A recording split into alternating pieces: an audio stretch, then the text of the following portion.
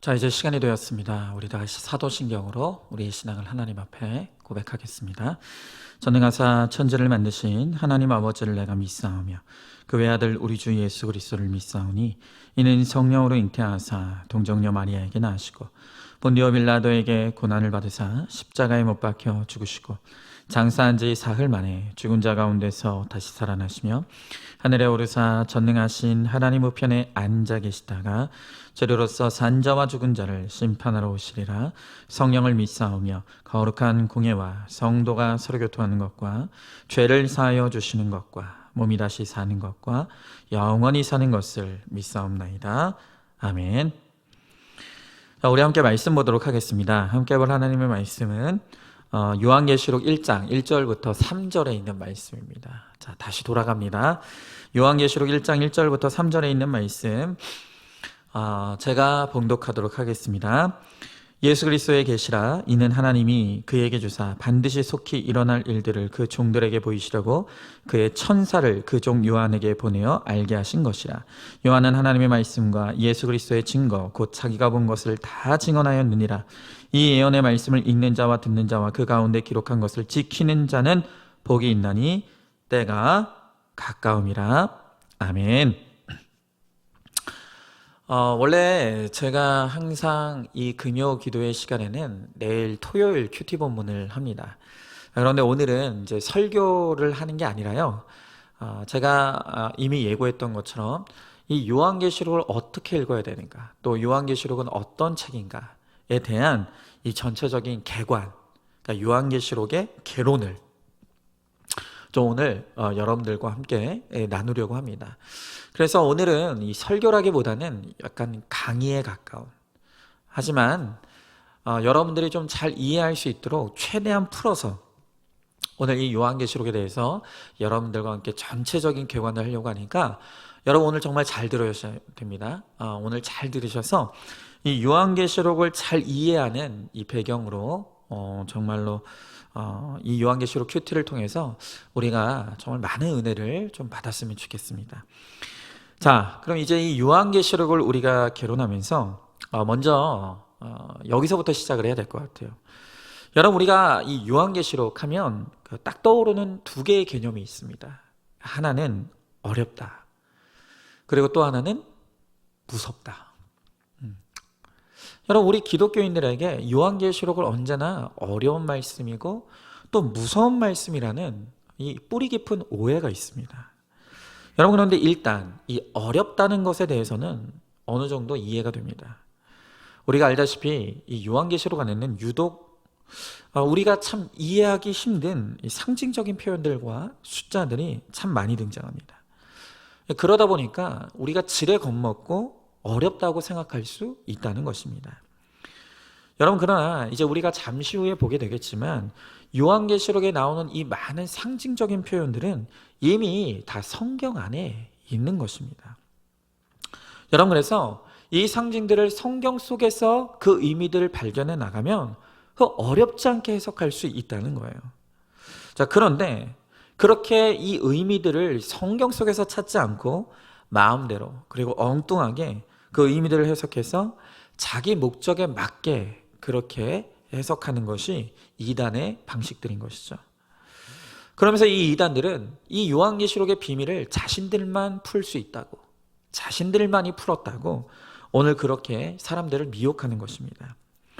여러분, 다시 말씀드리지만 성경은 성경을 통해 풀 때 올바르게 해석할 수 있습니다. 물론 이단들도 성경 안에서 해석한다고 이야기해요. 그러나 그것은 정확하고 올바르게 해석을 해야지 자기 입맛에 맞게 그냥 몇 가지만 쏙쏙 뽑고 또 그 의미들을 변기해 가면서 그렇게 하기에 이단은 이단일 수밖에 없는 거예요. 자, 그러면 이제 이 요한계시록에 대한 두 번째 오해가 있다고 했지 않습니까? 그 두 번째 오해가 뭐냐? 요한계시록은 무섭다는 거예요. 여러분, 왜 도대체 우리들에게는 이 요한계시록이 무서운 말씀이라고 생각하고 있을까요? 이 요한계시록이 우리 크리스찬들에게 무서운 이미지로 각인된데 아주 결정적인 이유가 된 사건이 하나가 있습니다. 여러분, 그게 뭐냐면 아마 우리 이 장년부 어른들이라면 거의 뭐 이 사건을 모르시는 분이 없을 거예요. 때는 1992년도였습니다.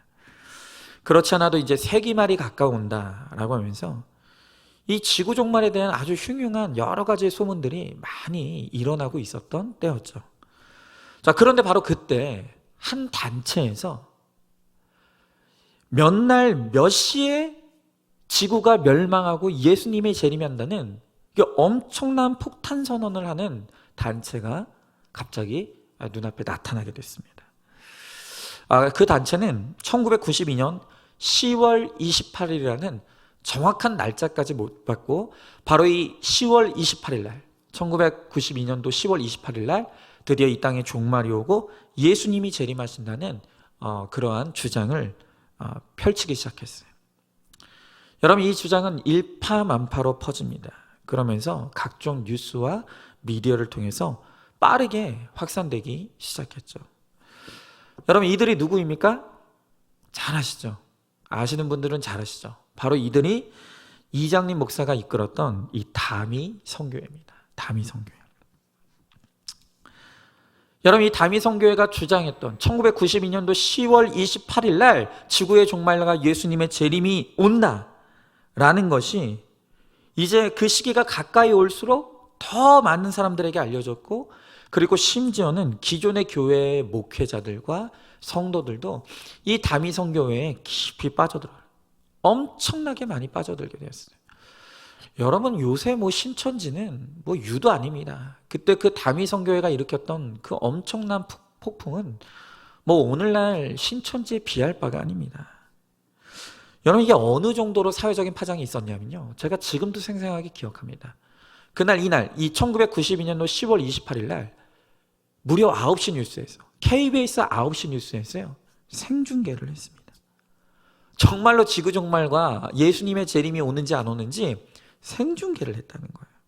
여러분, 심지어 당시 이 군대에서는 이 군인들이 예수 믿는 사병들을 이 팔다리를 자신들에게 묶고 잠이 드는 사태까지 벌어졌다. 정말 웃지 못할 해프닝이죠. 자, 여러분, 그런데 어떻게 됐습니까? 드디어 그날이 왔습니다. 그들이 예수님의 재림과 이 지구의 종말이 온다던 바로 그날이 왔어요. 여러분, 어떻게 됐죠? 아시잖아요. 아무 일도 일어나지 않았습니다.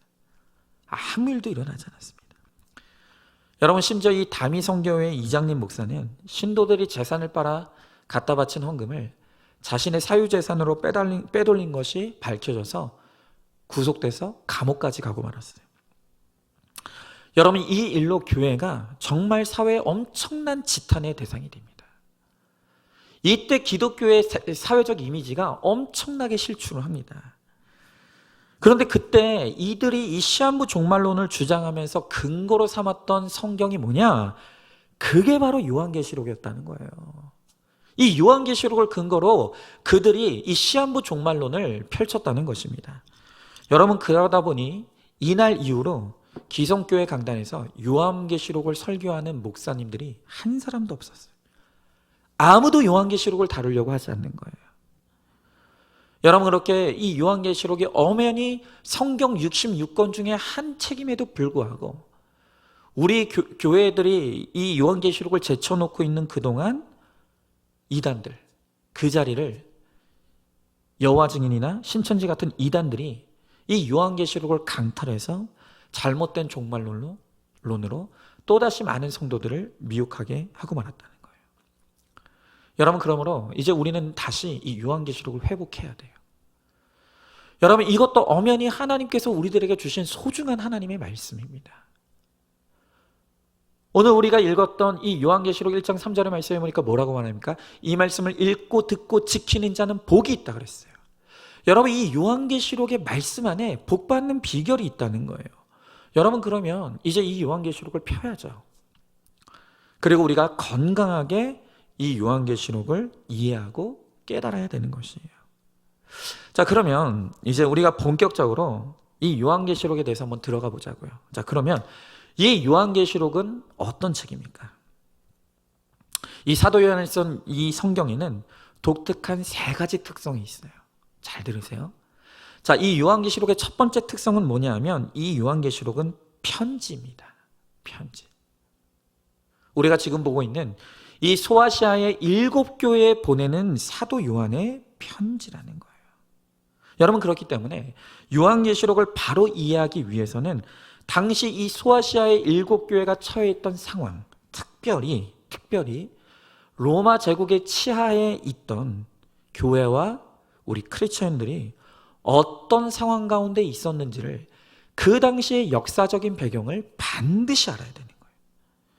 여러분, 이 역사적인 배경을 모르고 요한계시록을 함부로 해석하면 이게 판타지 소설이 되는 것이죠. 요한계시록은 편지다. 그 당시에 실제로 존재했던 교회와 성도들에게 보내는 편지다. 자, 두 번째로 요한계시록의 이 두 번째 특징은 무엇이냐면 요한계시록은 예언의 말씀입니다. 자, 여러분, 우리가 이 예언이라는 단어에 너무 오해가 돼 있어요. 우리가 예언하면 우리가 생각하는 것이 마치 먼 미래 일을 알려주는 이 샤머니즘적인 개념이 우리들에게 너무 강하게 박혀 있다는 거예요. 여러분, 그러나 구약의 예언서의 전통에서는 이 예언서란 먼 미래사의 일을 알려주는 것이 주목적이 아니에요. 예언서가 가지는 가장 중요한 목적은 죄를 지은 하나님의 백성들이 무엇을 잘못했는지를 깨닫고 그 죄의 자리에서 돌이켜 하나님께 나오라는 선언을 담고 있는 게 예언서의 주된 내용과 목적이라는 거예요. 여러분, 그래서 이 예언서들을 보면요, 구약 성경 그리고 이 요한계시록 예언서의 내용을 보면 보통 상반된 두 가지 미래가 제시되곤 합니다. 하나는 이 하나님의 백성들이 죄에서 돌이켜 회개하여 주님께 돌아왔을 때 그들이 맞게 될 해피엔딩, 회복과 평안의 복이에요. 또 다른 하나는 이들이 끝끝내 회개하지 않을 경우에 그들이 맞이할 파국, 전쟁과 파멸과 멸망입니다. 그들의 회개를 촉구하고 그들이 회개했을 때와 회개하지 않았을 때 이 두 가지 미래의 길을 우리들에게 보여주는 것.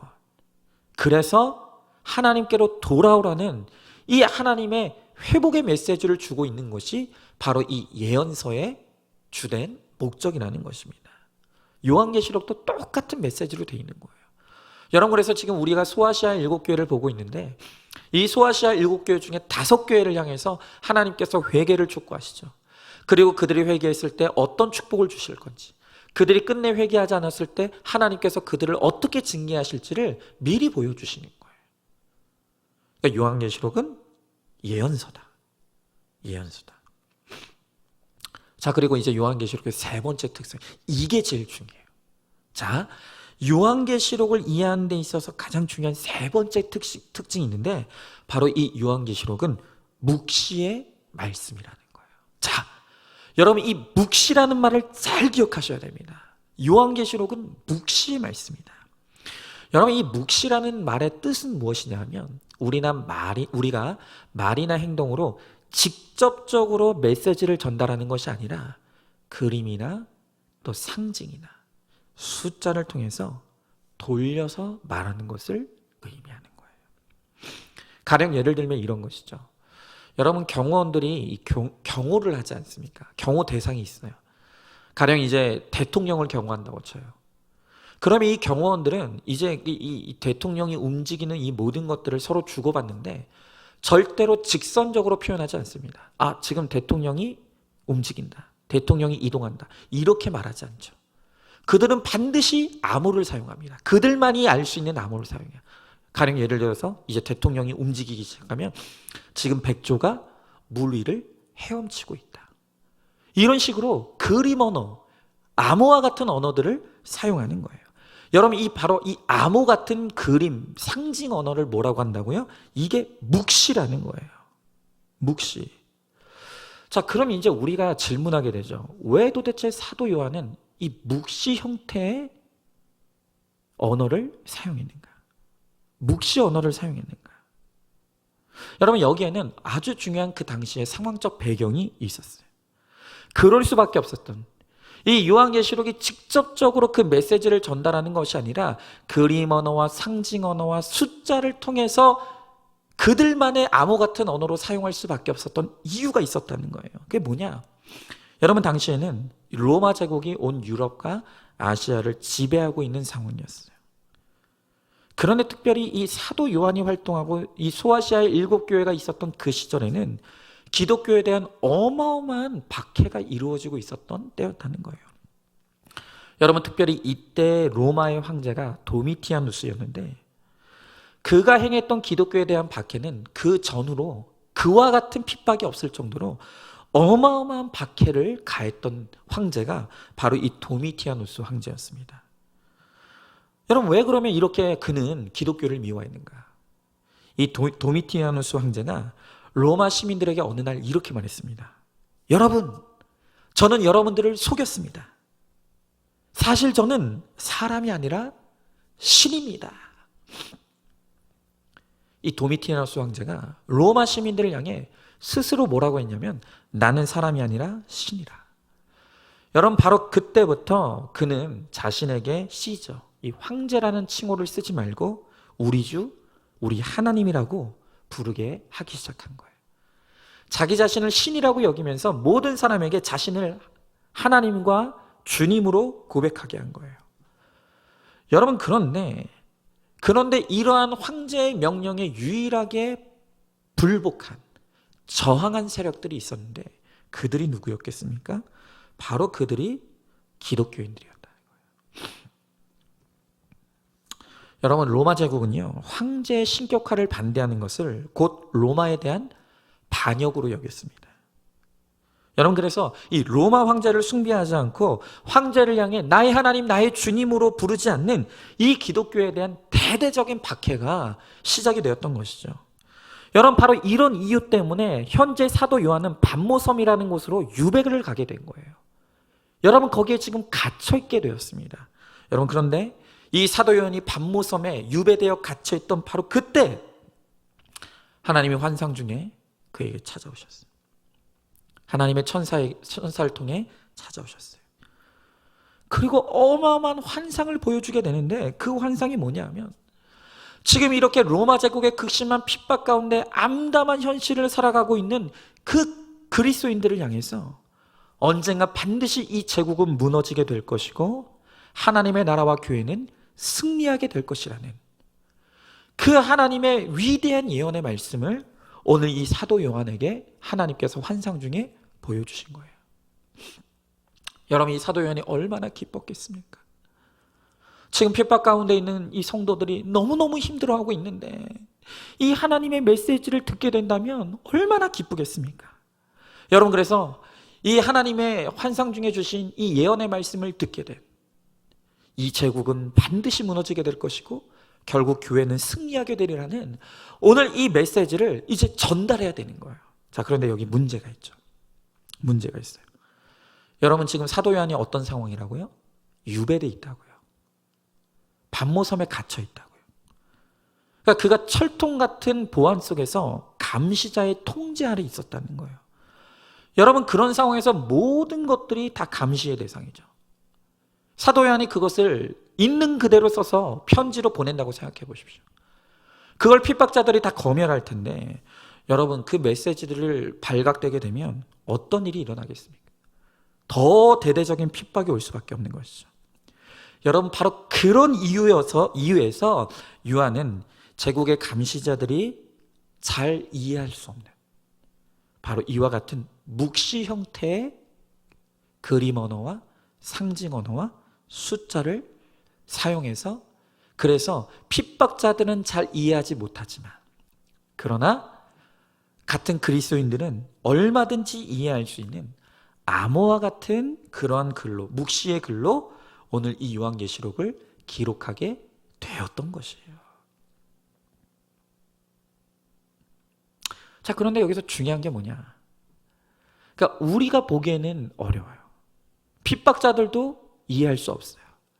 그리고 오늘날 우리도 참 이해하기 힘들어요. 왜냐하면 우리는 구약에 대한 풍부한 지식이 없기 때문이에요. 그러나 그 당시에 이미 구약에 대한 이 배경적 지식이 풍부했던 당시의 그리스도인들에게는 이 묵시 형태로 되어 있는 이 요한계시록의 내용을 이해하기 힘든 언어가 아니었어요. 쉽게 그들은 이해할 수 있었다는 거예요. 여러분, 그래서 요한계시록은요, 구약 성경을 잘 알아야 쉽게 풀리는 것들이 많습니다. 이미 구약에 적혀있는 상징들을 많이 가지고 왔다는 거예요. 여러분 특별히 창세기, 출애굽기, 이사야, 에스겔, 다니엘, 예레미야, 스가랴 등에 나오는 나팔, 촛대, 유다의 지파의 사자, 12지파, 바벨론 같은 상징들이 요한계시록 안에 수도 없이 등장합니다. 이 사도 요한은 요한계시록을 기록하면서 무려 250번이나 구약 성경을 암시하거나 반복하고 있는 거예요. 구약 성경으로부터 이런 이 암호 같은 이 상징물들을 많이 가지고 와서 요한계시록에 적어 놓은 거예요. 여러분 그렇기 때문에 구약에 대한 배경 지식이 약한 우리에게는 그게 좀 어렵게 느껴질 수가 있는 거예요. 그러나 당시 그리스도인들에게는 이게 전혀 어렵지가 않았던 것이죠. 여러분 그래서 요한계시록을 잘 읽어보면 구약 성경과 신약 성경이 기가 막히게 짝을 이루고 반복되고 서로 보완하면서 그렇게 완성된 메시지로 발전되어져 가는 거예요. 자, 그러면 이제 우리가 몇 가지 이 요한계시록에 대한 나오는 이 상징적인 언어들의 의미들을 한번 찾아보자고요. 자, 먼저 예를 들어서 요한계시록의 가장 마지막 장에 나오는 생명나무가 보입니다. 여러분 이 생명나무는 어디에 등장합니까? 창세기 2장에 선악을 알게 하는 나무 바로 옆에 있었던 바로 그 생명나무. 창세기에 등장하는 바로 그 나무예요. 자, 또 이제 요한계시록에 이 숫자가 굉장히 많이 나오는데 이 숫자들은 구약시대 유대인들이 가졌던 숫자관을 따라서 반드시 해석을 해야 돼요.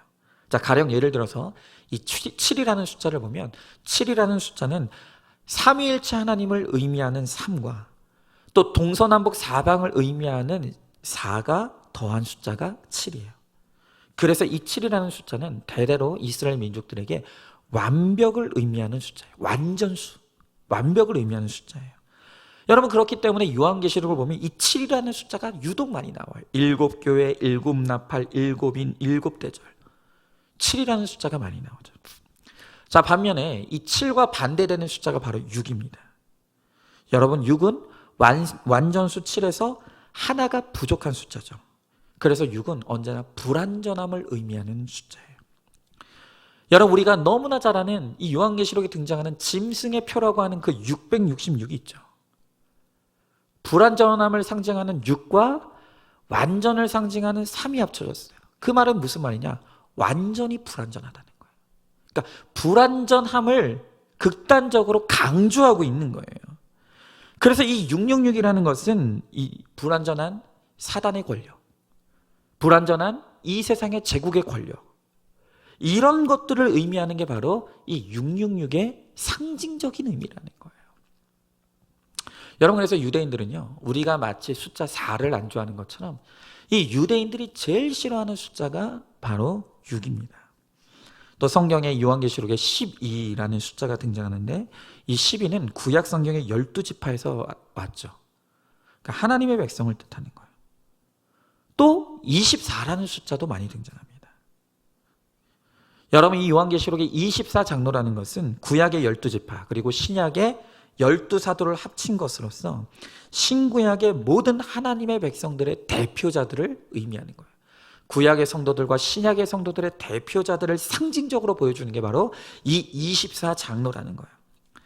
또 이것을 더 강조하기 위해서 12와 12를 곱합니다. 그럼 이제 144가 되죠. 여러분 그래서 이 144는 하나님의 백성의 숫자가 많다. 하나님의 백성의 숫자가 많다라는 걸 의미하는 거예요. 자, 또한 성경에 1000이 등장하는데 유다의 문화에서 이 1000이라는 건 헤아릴 수 없이 많은 숫자를 수천 막 이렇게 얘기하지 않습니까? 그래서 1000은 수를 헤아릴 수 없는 많은 것을 의미할 때 1000이라는 것을 써요. 그래서 신구약의 하나님 백성들이 헤아릴 수 없이 수없이 많다라고 할 때 이 144와 1000을 붙이는 거예요. 그래서 여기서 나온 숫자가 바로 14만 4천인 거예요. 그러니까 이 14만 4천이라는 숫자는 그 숫자 자체에 무슨 의미가 있는 것이 아니라 구원받은 하나님의 백성들이 엄청나게 많다. 수를 셀 수 없이 많다라고 하는 상징적인 의미인 거예요. 그런데 이걸 가지고 신천지가 이제 장난을 친 것이죠. 어렵지 않으시죠? 어렵지 않죠? 제가 지금 밑에다 의미들을 계속 써놓고 있기 때문에 여러분들이 그걸 보시면 돼요. 여러분, 그 외에 지금 많은 상징물들이 있지만 그것들은 이제 추후에 그때그때 본문을 보면서 잠깐씩 다루면서 설명할 수 있도록 그렇게 하겠습니다. 여러분, 이렇게 요한계시록의 모든 상징 언어들, 이 묵시의 형태로 기록된 많은 언어들은 이 그 당시의 역사적인 배경, 문학적인 독특성, 그리고 유대인들만의 이런 독특한 문화, 이 배경 안에서 반드시 해석이 되어야 되는 거예요. 그런데 이것을 제멋대로 엉뚱하게 해석되니까 너무나 잘못된 해석들이 난무하고 이단들이 자신들의 입맛에 맞게 그냥 아무렇게나 막 하는 거예요. 자, 그러면 이제 그 다음 단계로 이제 요한계시록 해석하는 이 전통적인 몇 가지 해석의 방법들이 있습니다. 한 세 가지만 우리가 살펴볼 건데, 먼저 잘못된 해석 방법을 먼저 우리가 보도록 하겠습니다. 첫 번째, 이 요한계시록을 해석하는 첫 번째 이 해석 방법은 과거주의적인 해석이에요. 그러니까 이 말은 무슨 말이냐면, 요한계시록에 등장하는 모든 사건들은 이미 이 요한의 전후로, 사도 요한의 전후로 다 끝나버린 과거의 사건이라고 생각하는 거예요. 여러분, 그런데 이 해석의 장점이 뭐냐면 요한계시록 기록될 당시의 독자들의 입장에서 이 요한계시록을 정확하게 조명을 하는 거예요. 그 당시가 어땠나? 그 당시의 의미에서 이 요한계시록이 어떻게 해석하느냐에 대해서는 장점이 있어요. 그러나 단점은 이 요한계시록은 지나간 과거의 이야기만 다루는 것이 아니고 우리의 현재도 다루고 있고 또 장차 다가올 시대, 미래 시대, 종말에 관한 이야기도 분명히 이 요한계시록 안에 포함이 되어 있다는 거예요. 근데 그 점을 이 과거주의적 해석자들은 간과하는 것이죠. 자, 그래서 여기서 이것을 반대하면서 과거주의적 해석을 반대해서 나온 또 다른 해석 방법이 그것이 바로 미래적 해석인 거예요. 미래적 해석. 여러분, 이것은 앞서 보았던 과거적 해석파와 정반대의 입장이죠. 그래서 이들은 이 요한계시록의 거의 모든 내용은 지구 종말과 예수님이 재림하시기 직전의 상황들을 기록한 책이라고 보는 거예요. 그래서 이들은요, 요한계시록 1장부터 3장에 소아시아 7교회에 관한 이야기를 빼고는 1장부터 3장까지의 내용을 빼고는 나머지 모든 전체의 내용은 먼 미래에 있을 종말에 관한 예언의 말씀이라고만 보는 거예요. 여러분, 그래서 이 미래적 해석파들은 오늘날에 일어나는 사건을 요한계시록에 나타나는 이 재림의 징조들과 무리하게 연결짓는 경향들이 있어요. 자꾸 이 세상에 일어나는 현상들을 종말의 징조, 예수님의 재림의 징조로만 너무 무리하게 자꾸 갖다 붙이는 거예요. 그래서 이런 사람들이 주장하는 대략적인 주장들이 있죠. 가령 이런 것들이죠. 유럽 공동체가 등장한 것은 이제 세상의 마지막 때의 조짐이다. 여러분, 도대체 이 유럽 공동체가 생긴 게 벌써 지금 수십 년이 지났는데 아직도 안 오고 있죠. 또 이런 거죠. 요즘 부쩍 지진이 많이 일어나고 쓰나미가 일어난다. 이거 주님 다시 오실 징조다. 자꾸 징조랑 연결시키는 거예요. 또 가장 유명한 거, 요한계시록 13장에 나오는 이 666 짐승의 표가 상품에 찍혀 있는 바코드나 혹은 신용카드 혹은 베리지, 그리고 요즘 최신으로 등장한 게 뭐냐 하면 우리 백신 맞잖아요. 코로나 백신 맞는데 그 백신 안에 칩을 숨겨놓았다는 거예요. 그래서 백신을 맞게 되면 그 칩이 우리 몸속에 들어와서 우리를 지배하게 만든다는 거예요. 이게 짐승의 표 666이라는 거예요. 그러면서 빌 게이츠가 바로 이 666의 수장이다. 이런 피곤하죠. 여러분, 그러나 이런 주장의 약점이 뭐겠습니까? 너무 이 종말, 재림 이런 거에만 집착한 나머지 이 이성적이고 합리적인 사고가 아닌 날마다 음모론적인 사고에만 치우쳐 있는 거예요.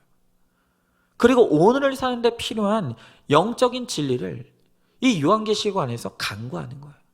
여러분, 이 요한계시록은 오늘 현재를 사는 데 있어서 우리에게 필요한 진리를 분명하게 제공하고 있다는 거예요. 그걸 간구하는 거예요. 여러분, 그래서 이제 마지막 견해, 이 요한계시록을 해석하는 마지막 견해는 뭐냐면 영적 이상적 해석파예요. 모든 것을 영적으로만 해석하는 거예요. 이거는 과거의 사건의 이야기도 아니고 먼 미래의 사건의 이야기도 아니고 그냥 요한계시록은 어느 시대에 있는 모든 성도들에게 보편적으로 적용될 수 있는 원리만 제공하는 책이다 라고 생각을 하는 거죠. 여러분, 그러나 이것도 맞지 않죠. 이것은 이 요한계시록은 분명히 1세기의 소아시아 일곱 교회와 그 당시에 핍박받는 그리스도인들을 향한 말씀임에 분명해요. 분명한 역사적인 이 배경이 있는 책이라는 거예요.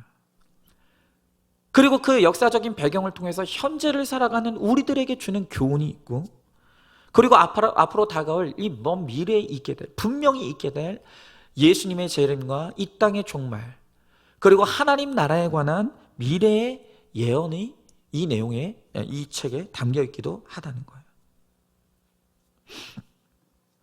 여러분, 그렇다면 우리는 결론적으로 어떤 해석을 취해야 되겠습니까? 간단합니다. 이 요한계시록을 통해서 과거와 현재와 미래를 종합하는 거예요. 과거에 핍박받았던 그리스도인들의 모습을 보면서 오늘 현재를 살아가는 우리를 교훈받는 거예요. 먼저 핍박받고 또 먼저 죄 가운데서 회개하며 돌아온 오늘 이 믿음의 선조들의 모습이 우리들에게 약조라고 되어서 현재를 살아가는 우리가 어떠한 죄를 회개해야 되는지, 그리고 우리가 어떻게 하면 거룩을 이루어가야 되는지, 오늘 이 시대에 어떤 핍박이 일어나고 있고 이 핍박 속에서 우리는 어떻게 이것을 견뎌내야 하는지, 오늘 그것들을 가르쳐주고 있다는 거예요. 그리고 또한 장차 오실 예수님, 분명히 우리 가운데 다시 오실 그 예수님이 우리 가운데 올 때 언제 오실지 모르지만 언제 주님이 오시더라도 우리가 주님을 맞이할 준비를 잘하는 것, 믿음의 준비를 잘하는 것. 여러분, 이것이 바로 오늘 요한계시록을 통해서 과거와 현재와 미래를 조명하는 것, 이게 바로 요한계시록을 해석하는 아주 건강한 해석이라는 것입니다. 여러분, 그래서 이제 마지막으로, 그럼 이제 이 요한계시록은 핵심 주제가 무엇인가? 이제 마무리를 하면서, 그래서 이 요한계시록이 말하는 핵심 주제가 무엇인가? 그것은 사탄의 통치가 이루어지는 이 땅 한가운데서 어린 양의 신부인 교회와 성도가 이 땅에서 고난이 있고 핍박이 있을 수밖에 없지만, 그러나 끝까지 믿음으로 인내하고 진리를 신실하게 붙잡고 거룩과 구원의 길을 잘 걸어갈 때 오늘 마침내 반드시 주님이 우리를 승리케 하여 주신다는 것. 이게 바로 요한계시록의 핵심 메시지인 거예요. 어떤 어려움과 고난과 핍박 가운데서도 우리가 가야 될 길은 거룩의 길이고 십자가의 길이에요. 그리고 우리에게 맡겨진 영혼 구원의 사명을 잘 감당하며 나아갈 때 결국 교회는 승리한다. 결국 그리스도인은 승리한다는 것. 여러분, 그래서 오히려 요한계시록은요, 무서운 말씀이 아니라 믿는 우리들에게 소망이 되는 위로의 말씀입니다. 사실은 위로를 주시기 위해서 주신 말씀이라는 거예요. 여러분, 그래서 이제부터 우리가 요한계시록을 통해서 보게 될 이 주옥 같은 주의 말씀을 통해서 우리는 다시 한번 우리의 죄를 깨닫고 날마다 거룩을 이루어가고, 또한 우리가 어떤 핍박 가운데서도 우리의 믿음을 잘 지키고 또한 사명 감당함으로 말미암아 마침내 주님 오실 때 우리가 영광스러운 하나님 나라에 들어가는, 결국엔 승리하는 그러한 하나님의 백성이 되는 저와 여러분, 우리 모두가 될 수 있기를 주님의 이름으로 축복합니다. 아멘. 자, 이제 또 우리 이 중보기도 제목을 함께 나누도록 하겠습니다. 오늘도 이렇게 우리 성도님들이 보내주신 많은 기도 제목을 함께 우리가 읽어 나가면서 중보함으로 내가 우리 성도들을 위해서, 지체들을 위해서 기도할 때 나머지 모든 지체들이 나를 위해서 기도해 준다는 것을 잊지 말고 오늘 시간 하나님이 신실하게 응답해 주실 것을 믿으며 이제 우리 중보기도 제목을 함께 나누도록 하겠습니다. 자, 이제 1목장부터 시작하겠습니다. 이옥화 성도님, 저희 가정의 술, 담배와 모든 음란의 중독이 끊어지기를, 남편 허성건님, 천국과 지옥을 믿도록 그 마음과 생각에 주의 새 영을 불어넣으시기를, 또 딸 허예은 양 오직 성령 충만으로 주님을 따르며 살아가기를, 이선희 집사님, 일상생활에서 일어나는 사건 앞에서 문제의 해석을 구하는 기도로 나아가기를, 또 새 가정을 이룬 자녀들이 하나님의 은혜로 살아가게 하시고 주일 예배도 들을 수 있는 환경을 열어주시기를, 또 말씀을 먼저 들은 자의 삶을 잘 감당함으로 가족 구원을 위해 인내하며 성령의 도우심을 구하며 공동체에 잘 붙어가기를, 매일 주시는 큐티 말씀을 가슴으로 또 삶으로 적용하며 살아낼 수 있기를. 자, 박영순 권사님, 손중한 믿음의 배우자를 만나 가정을 이룰 수 있기를, 자녀들에게 구원이 임하고 자녀들의 건강과 사업장을 지켜주시기를. 한금식 권사님, 저희 가정의 한 언어와 한 말씀으로 소통할 수 있는 구원의 공동체가 되기를, 목자의 사명, 엄마와 아내의 자리에서 욕심을 내려놓고 구원만을 바라보기를, 또 저희 부부의 노후의 삶과 건강과 천국을 바라보며 한 마음으로 거룩을 이루어 갈 수 있기를. 자, 이목장입니다. 이예수 권사님, 남편 최성호 집사님 뇌혈관 약을 드시는데 건강을 지켜주시기를, 이정덕 집사님, 아들 김지민 성도의 가정에 말씀이 들려지기를. 자, 황민구 권사님, 가족이 예수님 안에서 한 마음이 되어 거룩과 구원의 길로 인도되기를. 또 산모 이세령 성도님, 태아가 건강하여 무사히 출산할 수 있도록 지켜주시길, 아들 이세훈님, 말씀이 들리는 예배 자리에 나올 수 있기를. 또 송광수 권사님, 아들 김민규님의 교통사고 후유증이 약물치료를 통해 잘 치유되기를, 또 경기 남부청에 제출한 사건 처리 과정이 잘 해결될 수 있기를. 이성란 집사님, 아들 엄태훈 군 믿음의 배우자를 만나 영적 후손을 이어가기를, 11월 27일에 치르게 되는 임용고시를 위해 또 아들의 결과에 매이지 않고 평안을 누릴 수 있기를. 자, 이어지는 3목장입니다. 김기혁 권사님, 남편 김승근 집사님과 함께 건강하기를, 또 종규 종영군은 결혼을 위하여, 김연희 집사님, 다리 통증의 완화를 위해. 그런데 이 다리 통증은 이제 없어졌다고 합니다. 네. 이게 수정이 안 됐네요. 자, 남경희 성도님, 연약한 남편 유영옥 성도님이 직장에서 캡틴으로 재임받았는데 승진할 수 있기를, 주님께 순종하면서 믿음 안에 살아갈 수 있기를, 건강함 가운데 직장 생활을 잘하고 주님께 순종하며 내 죄를 보고 회개하는 믿음으로 살아내기를. 이정숙 권사님, 수술 후 치료 과정에서 눈의 통증과 두통이 치료되기를, 장성한 믿음 주셔서 사명을 잘 감당할 수 있도록, 남편 홍우광 집사님의 대장암 수술 후 건강 회복을 위하여. 한경식 집사님, 하나님과 말씀에 집중하여 가족 구원을 이루는 사명 감당하기를, 아들 임진혁 군의 군복무 기간 동안 예수 그리스도를 영접하고 군복무를 잘 마치기를, 12월 29일에 계획된 카라 싱어즈의 비대면 합창 연주회를 위해 딸의 건강이 회복되고 친정 어머니의 염증을 잡아주셔서 감사드립니다. 최양래 집사님, 남편 남기호 집사님이 직장을 잘 선택할 수 있는 지혜와 분별력과 판단력을 갖도록. 사목장입니다. 박경숙 권사님, 과하지도 않고 부족하지도 않은 지혜로운 엄마이기를, 내 열심을 내려놓고 내 안에 수많은 우상이 무너지기를, 코로나가 종식되어 예배가 회복되기를. 김순영 집사님, 신앙생활에 열심을 찾기를, 또 두 딸의 구원을 위해, 또 큰딸이 편입 준비를 잘 할 수 있기를, 또 남편 곽정훈 집사님의 위장질환이 치료되기를. 자, 이민옥 집사님, 가족 간의 관계가 회복되어지기를. 송영민 집사님, 남편 전진우님 구원과 건강, 주님을 아는 기쁨을 맛보기를, 또 아들 정민종 군 믿음 회복과 주 뜻대로 인도하시는 삶이 되기를, 딸 정아림 양이 주님과 인격적으로 만날 수 있기를. 자, 오목장입니다. 권나래 사모님, 인도하신 길을 잘 따라가기를. 문옥준 집사님, 독립하여 나간 두 딸 정다희, 정가영 자매 건강을 지켜주시고 하루속히 믿음의 배우자를 만나 믿음의 가정을 이루고 믿음이 흔들리지 않기를. 박정순 성도님, 가족들의 영혼 구원을 위해, 또 형부의 술, 담배 중독에서 벗어나 사명 감당하기를, 조카 지은 양 말씀이 들려 주를 영화롭게 하기를, 또 기침의 원인을 알게 하시고 치료하여 주시기를, 주님의 기쁨이 되는 건강원이 되기를. 이명예 성도님, 하나님께 허락하신 직장으로 취업할 수 있도록. 최명숙 권사님, 온 가족이 하나님 말씀 안에서 건강하고 성령 충만하기를. 자, 최미숙 집사님, 말씀으로 인도함받는 삶이 되기를, 사랑하는 마음, 공감하는 마음을 품고 섬기는 마음도 주셔서 사명을 감당할 분별과 지혜를 허락받기를. 딸 정다솜 자매의 우울증 치료와 건강이 회복되고 일상이 회복되기를, 고난의 약조료로 사명으로 나아가기를. 딸 정하원 자매 다시 주님 앞으로 나올 수 있도록. 남편 정치균 집사님과 아들 정현우 형제의 믿음이 회복되도록 구속사의 복음을 담대히 외칠 수 있는 믿음을 주시기를. 자, 육목장입니다. 이완 집사님, 하나님보다 우상을 사모하는 내 안에 죽어지지 않는 음란을 말씀으로 깨닫고 회개하며 가기를. 아내 김상미 집사님, 정신과 약 조절에 있어서 발생한 어지럼증이 많이 사라지도록 감해 주셔서 감사드립니다. 남은 치료 기간도 잘 버티기를.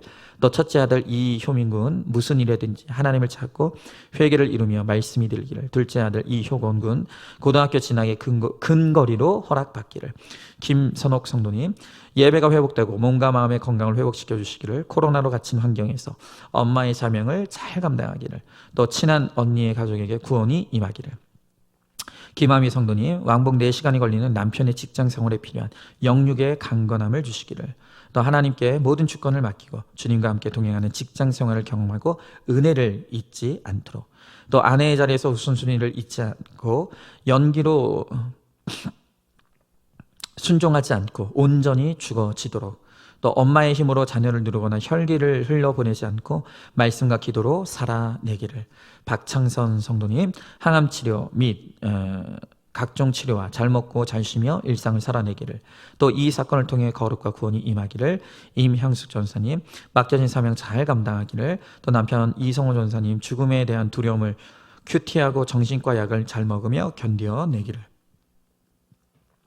또 아들 이준영 군, 인격적으로 주님을 만나 남은 군복무를 잘 마치길. 또 딸 이신우 양이 부태떨감에 적용을 하며 수능시험과 마지막 남은 실기시험, 11월 25일에 있는 실기시험도 큐티에 묶여서 준비할 수 있기를.